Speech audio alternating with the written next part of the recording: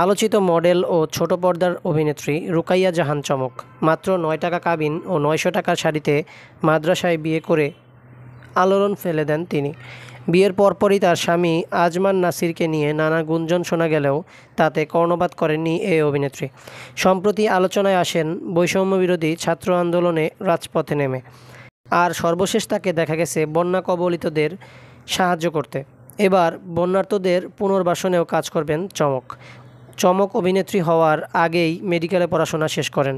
তাই বন্যার্তদের পুনর্বাসনে তিনি কাজ করবেন একদল মেডিকেল টিমের সঙ্গে। নিজের পরিকল্পনা নিয়ে গণমাধ্যমকে তিনি জানান, এই সময়ে প্রথমেই বন্যা কবলিতদের স্বাস্থ্যসেবা দরকার, তাই এই কাজটি আমরা সর্বপ্রথম শুরু করছি। মেডিকেল ইকুইপমেন্ট সাপ্লাইয়েরই মধ্যে হয়ে গেছে। এবার আমার পরিচিত যে ডাক্তাররা স্বেচ্ছায় চিকিৎসা সেবা দিতে ফিল্ডে যেতে ইচ্ছুক তাদের নিয়ে কাজটি করব। ৪ জন ডাক্তারের একটি টিম করেছি। বেশ কয়েকটি টিম আমরা স্বাস্থ্যসেবা দেব। চমক বলেন, আমার খুব খারাপ লেগেছে যে বন্যায় অনেক মানুষের গবাদি পশু মারা গেছে। আসলে কাউকে দোষও দেওয়া যাবে না, কারণ ওই পরিস্থিতিতে মানুষ বাঁচানোটাই ছিল প্রধান কাজ। ফলে অনেক গবাদি পশু পাখিকে বাঁচানো যায়নি। তবে এটিও ঠিক যে অনেক মানুষ ওইসব গবাদি পশুর উপর নির্ভর করে জীবিকা নির্বাহ করেন, কিন্তু এখন তারা সেটি পারছে না।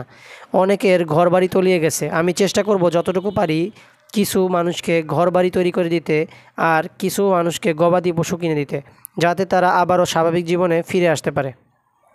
২০১৭ সালে মিস ওয়ার্ল্ড বাংলাদেশ প্রতিযোগিতায় দ্বিতীয় রানার আপ হয়ে ছবিজ অঙ্গনে পা রাখেন রুকাইয়া জাহান চমক। এরপর ২০২০ সালে অভিনয় শুরু করেন। তার উল্লেখযোগ্য নাটক ও সিরিজগুলো হলো হায়দার, হাউস নং ৯৬, মহানগর, সাদা প্রাইভেট, অসমাপ্ত, ভাইরাল হাজব্যান্ড ইত্যাদি।